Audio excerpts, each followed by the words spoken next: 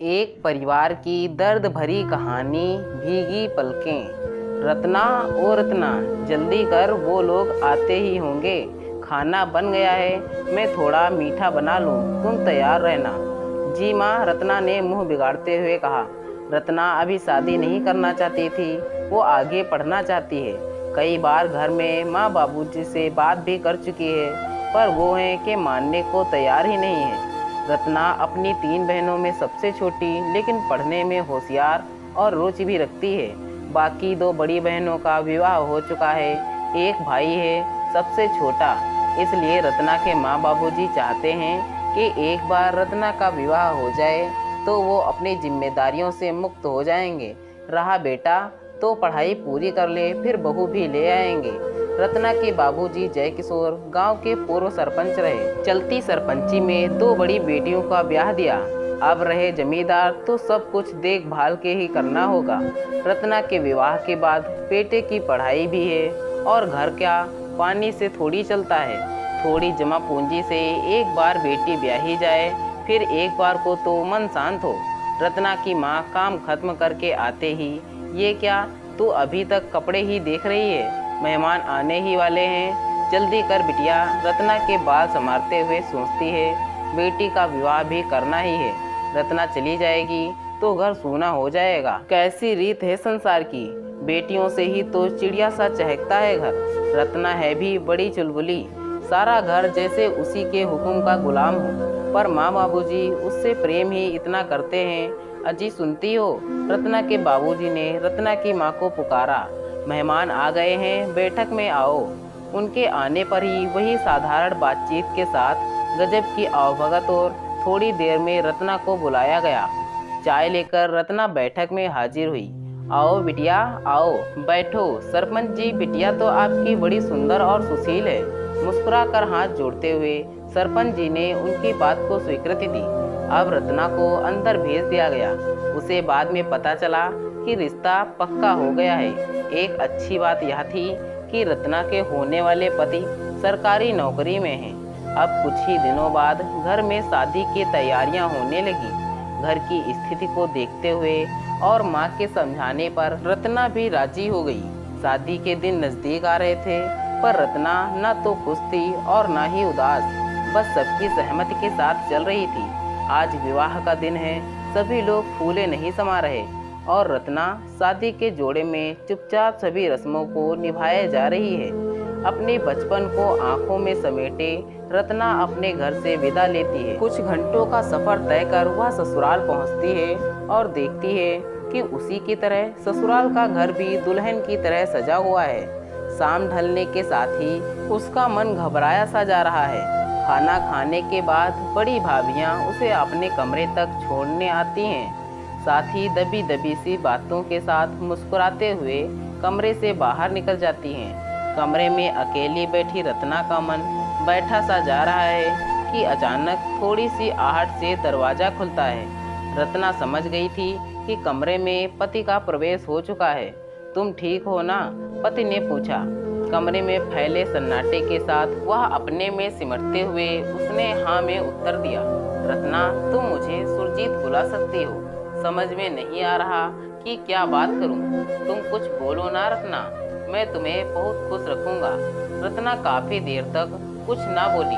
अपने हाथ पर किसी के हाथ का अनुभव उसे अलग दुनिया सा एहसास लगा, जो इससे पहले उसने कभी महसूस नहीं किया था। कोई शिकायत हो तो वो भी कर सकती हो रत्ना, पति ने कहा। मुझे कोई शिकायत नहीं है आपसे, बस मैं आगे पढ़ना चाहती हूँ, कहते हुए रत्ना गर्दन नीचे कर लेती है। हाँ, मैं पढ़ाऊंगा ना तुम्हें, तुम चिंता मत करो। सुनते ही रत्ना, सच में आप मुझे रोकेंगी नहीं? रत्ना के चेहरे पर और निखार आ जाता है और वह स्वयं सुरजीत के प्रति आत्मा से समर्पित हो जाती है। अगली सुबह सुरजीत घर जाने की तैयारी कर रहा है। मैं शाम वाली ट्रेन से जा रहा हूँ रत्ना, सप्ताह के अंत में आया रहूँगा, तुम चिंता मत करना। तुम्हारी आगे की पढ़ाई करने के लिए मैं शहर में ही इंतजाम करवाता हूँ। ठीक है, सुरजीत ने कहा, बस तुम खुश रहो। रत्ना खुशी खुशी घर में काम करती है और खाली समय में पढ़ाई करती। शुक्रवार का बड़ी बेसब्री से इंतजार करती। सुरजीत जो शुक्रवार की शाम घर आता था, इस बार सुरजीत रत्ना को अपने साथ शहर ले जाकर उसका एडमिशन बीए प्रथम वर्ष कॉलेज में करवा देता है।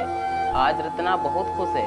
वह सुरजीत से कहती है, मैं बड़ी भाग्यशाली हूँ कि मुझे पति रूप में आप मिले हैं। अब रत्ना कॉलेज जाती है और मन लगाकर पढ़ती। जीवन के 3 साल खुशी से निकले। रत्ना ने ग्रेजुएशन पूरा कर लिया और वह एमए की तैयारी कर रही है। इसी वर्ष वह अपने पुत्र को जन्म देती है। सुरजीत और रत्ना के साथ सारा परिवार खुशियां मना रहा है। उम्मीद की इस किरण संग रत्ना आगे बढ़ती ही जाती है और स्नातकोत्तर पूरा कर वह पुनः मां बनने का सुख प्राप्त करती है।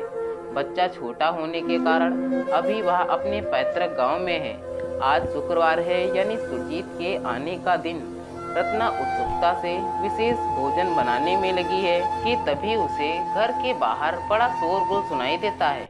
गांव की औरतों का एक झुंड रत्ना के कमरे की ओर आता हुआ दिखाई देता है और जब गांव की औरतें उसे गले मिलकर बड़ी बड़ी चीखों के साथ रोने लगी तो उसे लगा कि कहीं सुरजीत नहीं नहीं, हे ईश्वर, ये मैं क्या सोचने जा रही हूँ। तभी बड़ी भाभी द्वारा माथे का सिंदूर पोंछे जाने पर जैसे रत्ना के प्राण निकाल लिए हों, वह बेहोश हो जाती है। कई देर तक हाथ पैर हिलाने मलने पर वह आंखें खोलती है और गला फाड़ के रोने लगती है। कपड़े सहेजते हुए माँ को देखती है तो माँ माँ कहते हुए, पर माँ तो स्वयं शुद्ध बुद्ध सी हो बैठी है। तभी उसके कानों में छोटे बेटे के रोने का स्वर पड़ता है और वह भागकर उसे गोद से उठा लेती है। उसे चक्कर सा आ रहा है। सुरजीत सुरजीत कहते हुए वह अचेतनावस्था में चली जाती है। सुबह पूरे परिवार के साथ वह सुरजीत को अंतिम विदाई देती है। थोड़ा संभलते हुए वह माँ को गले से लगाकर सारा घर संभालने की कोशिश करती है। वक्त बीतने के साथ वह शहर जाकर नौकरी करना चाहती है, परंतु गांव का घर, जमीन का ख्याल उसे रोकता है। अगर वह चली भी गई तो कई ऐसे रिश्तेदार हैं जो उसकी जमीन पर नज़र जमाए बैठे हैं। साथ ही माँ भी तो है, वह घर को छोड़कर कभी नहीं जाएगी। इस घर में सुरजीत की बचपन की यादें हैं, इसलिए रत्ना गांव में ही रहने और घर को संभालने का फैसला करती है। 20 वर्ष हो गए सुरजीत की यादों से वह अब भी निकल नहीं पाई है। कभी बैठे बैठे अनायास ही आंखों से निकलते आंसू उसकी गवाही देते। रत्ना के बड़े बेटे रणजीत की नौकरी लगने की खुशी में वह सारे गांव में लड्डू बंटवाती है। अब घर में बहू आ जाए तो भी फुर्सत में रहे। एक दिन गांव के स्कूल में प्रिंसिपल के घर से रिश्ता आता है। रत्ना पढ़ी लिखी स्त्री है। बेटे रणजीत से कहते हैं, बेटा, जीवन बड़ा कीमती है। मैं चाहती हूँ कि ये फैसला तुम स्वयं करो। अच्छे घर से रिश्ता आया है, पर फैसला सिर्फ तुम्हारा होगा। एक दिन रत्ना बेटे रणजीत संग मंदिर जाती है। सीढ़ियों से उतरते वक्त उनकी मुलाकात प्रिंसिपल जी और उनकी बेटी सुमन से होती है। सुमन का सरल स्वभाव रणजीत को आकर्षित करता है और रणजीत माँ को सुमन के लिए बात करने को कहता है। एक दिन प्रिंसिपल जी के बुलावे पर रत्ना अपने बेटे रणजीत के साथ रिश्ते की बात करने जाती है। रत्ना कहती है कि दोनों बच्चे अगर आपस में बात कर लें तो अच्छा है। प्रिंसिपल जी रत्ना के आधुनिक विचारों को सुनकर बड़े खुश व गर्वित हुए। थोड़ी ही देर में सुमन व रणजीत आए और अपनी रजामंदी दी। दोनों परिवारों ने खुशी खुशी मुंह मीठा किया और विवाह की तैयारियों में जुट गए। रत्ना ने विवाह में सारी चीजें अपनी बहू सुमन की पसंद से बनवाई।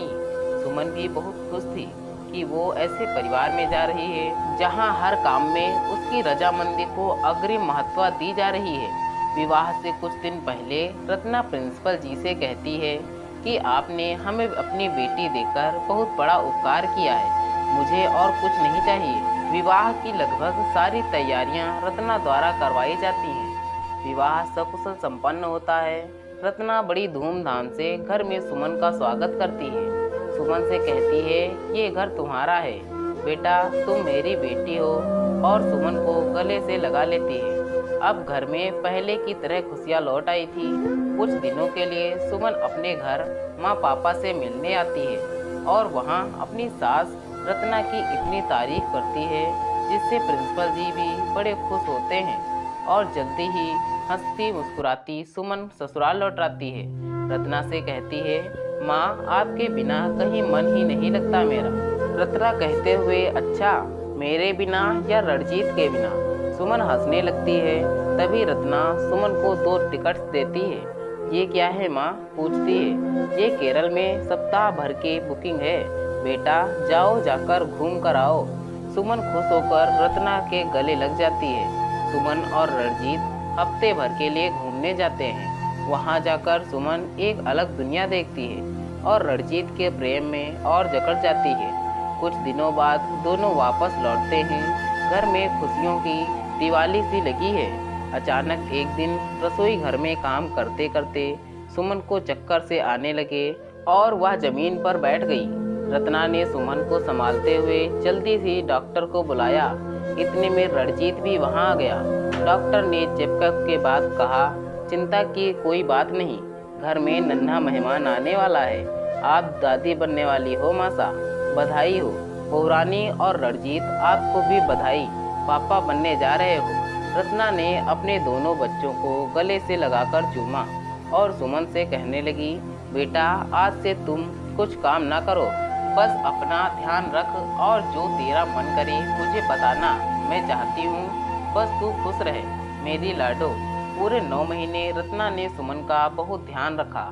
एक दिन भोर के समय सुमन बोली, माँ मेरा जी घबरा रहा है। रत्ना ने जल्दी ही रणजीत को बुलाया और वे सुमन को लेकर अस्पताल गए। जब तक सुमन अंदर रही तब तक रत्ना भगवान से प्रार्थना करती रही और कुछ ही देर में नर्स ने आकर कहा, मुबारक हो, आपको जुड़वा बच्चे हुए हैं, एक बेटा और एक बेटी। रत्ना और रणजीत फूले नहीं समा रहे थे। दोनों बच्चों को देखकर रत्ना बड़े प्यार से सुमन के सर पर हाथ रखकर कहने लगी, तुम ठीक हो ना बेटा? इतने में रणजीत ने आकर कहा, छुट्टी मिल गई है माँ, डॉक्टर ने कहा है कि अब घर जा सकते हैं। रत्ना अपने परिवार के साथ घर जाती है और एक माँ की तरह सुमन की देखभाल भी करती है। हालांकि प्रिंसिपल जी एक दिन सुमन से मिलने घर आए और सुमन की देखरेख को देखकर बड़े खुश हुए। रत्ना से कहने लगी, रत्ना जी बड़े उपकार आपके, सुमन को इतना खुश तो मैं कभी भी नहीं रख पाया, आप तो देवी हैं। रत्ना ने कहा, प्रिंसिपल जी सुमन मेरी बेटी है, बहू नहीं। मेरे लिए तो रणजीत और सुमन दोनों ही बराबर हैं। प्रिंसिपल जी खुशी खुशी अपने घर लौट आए। रत्ना ने बहुत सारी मिठाई और तोहफे प्रिंसिपल जी के साथ भिजवाए। जब प्रिंसिपल जी घर पहुंचे तो आसपास के लोग बड़े आश्चर्य से देखने लगे, पर प्रिंसिपल जी बड़े खुश थे कि उनकी बेटी को वास्तव में घर मिला है, ससुराल नहीं।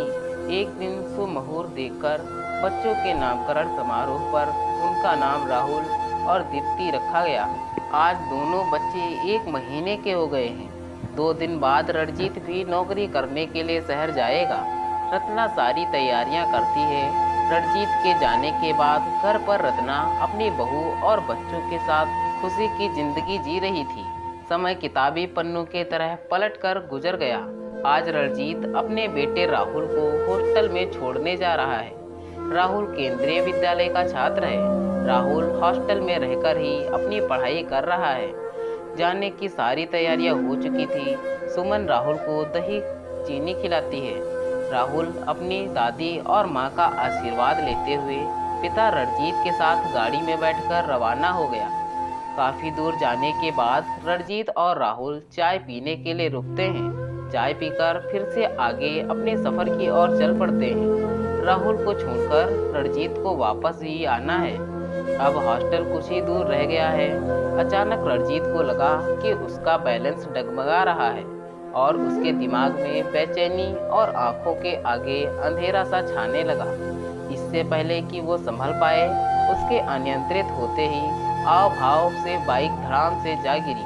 पिता पुत्र दोनों को सामान्य चोट आई, परंतु राहुल ने बड़ी बहादुरी से पिता को संभालते हुए एम्बुलेंस को फ़ोन किया और एम्बुलेंस के आते ही पिता को लेकर अस्पताल में एडमिट कराया। रत्ना और सुमन भी वहां पहुंच चुके थे। सारी जांच होने पर पता चला कि रणजीत को ब्रेन हैमरेज हुआ है। हालत ज़्यादा खराब है। सारा परिवार सदमे में आ गया। जैसे तैसे रात निकली। सुबह होते ही डॉक्टरों की अफरा तफरी से रत्ना और सुमन का दिल बैठा सा जा रहा था, पर उनके पास इंतजार करने के सिवा कोई और उपाय नहीं था। तभी डॉक्टर ने राहुल को और सुमन को बुलाकर बताया कि रणजीत अब नहीं रहे। सुमन का तो जैसे कलेजा सा निकल गया और वह जहाँ खड़ी थी ठहर सी गई। दिल पत्थर सा लग रहा था और कुछ देर बाद कमरे से बाहर आई तो देखा रत्ना इंतजार में खड़ी है। क्या हुआ बेटा, सब ठीक है ना? रणजीत कैसा है और डॉक्टर ने क्या कहा? रत्ना सवाल पर सवाल कर रही थी। सुमन ने बड़े ही धीरज से कहा, सब ठीक है माँ, घर चलते हैं, अब खतरे की कोई बात नहीं। तो फिर मतलब जब ठीक है तो रणजीत को अकेले कैसे छोड़ सकते हैं? रत्ना ने पूछा। उनको भी लेकर आ रहे हैं माँ, जब तक हम सामान चेक कर लें और पेमेंट भी तो करना है ना, सुमन ने कहा। जल्दी जल्दी में सारी तैयारियां की गईं और सारा परिवार गांव के लिए रवाना हुआ। रास्ते में सुमन जैसे ही रत्ना के गले लगी, रत्ना ने कहा, हिम्मत से काम ले बेटी, आगे पहाड़ सी जिंदगी है, तुझे अब बड़ा मजबूत बनना होगा। सुमन दहाड़े मार के रोने लगी। उसकी स्थितियाँ लगातार बढ़ रही थी। अचानक उसे याद आया कि माँ को कैसे पता, और उसने रत्ना के मुंह की तरफ देखा। वह एकटक खिड़की के बाहर देखती हुई सुमन के सर पर हाथ फेर रही थी। ये सब देखकर सुमन रत्ना के सीने से हटकर अपने आंसू पोंछते हुए सीधी हुई और रास्ते भर माँ का हाथ पकड़कर बैठी रही। घर पहुँचते सारा गांव मानो सदमे में था। रस्मों रिवाजों के साथ रणजीत का अंतिम संस्कार किया गया। रत्ना को अपने दिन याद आने लगे। सुरजीत के जाने के बाद बड़ी हिम्मत से उसने स्वयं को संभाला था, पर जवान बेटे का इस तरह जाना उसे अंदर तक तोड़ गया। कई दिनों तक सुमन और रत्ना एक अलग दुनिया में चुप सी रहीं, मानो कुछ कहने सुनने को बाकी ही नहीं है। गुजरते वक्त के साथ सुमन ने अब फिर से घर संभाल लिया है, पर रत्ना एक मूर्ति से बैठी रहती है, ना हंसती है ना रोती है और ना ही कुछ बोलती है। आंखें बिल्कुल पत्थर सी हो गई हैं। अब पोते राहुल की नौकरी लगी है, अच्छा है घर थोड़ा संभल जाएगा। आज पहला दिन है। माँ से आशीर्वाद लेकर वह दादी रत्ना का आशीर्वाद लेते हुए दरवाजे की ओर बढ़ता है। राहुल को बाहर जाते देख अचानक रत्ना का हाथ ऊपर उठता है और सालों से पत्थर हुई आंखों से आंसू झलक आते हैं, मानो भीगी पलकों से कुछ कहना चाहती हूँ। तो दोस्तों, यह थी हमारी आज की कहानी। अगर यह कहानी आपको पसंद आई है तो कृपया इसे लाइक करें और कहानी पर अपनी राय देने के लिए इसमें कमेंट करें। दोस्तों, ऐसी ही और कहानियाँ सुनने के लिए हमारे चैनल को सब्सक्राइब करें। धन्यवाद दोस्तों, thanks for watching this video.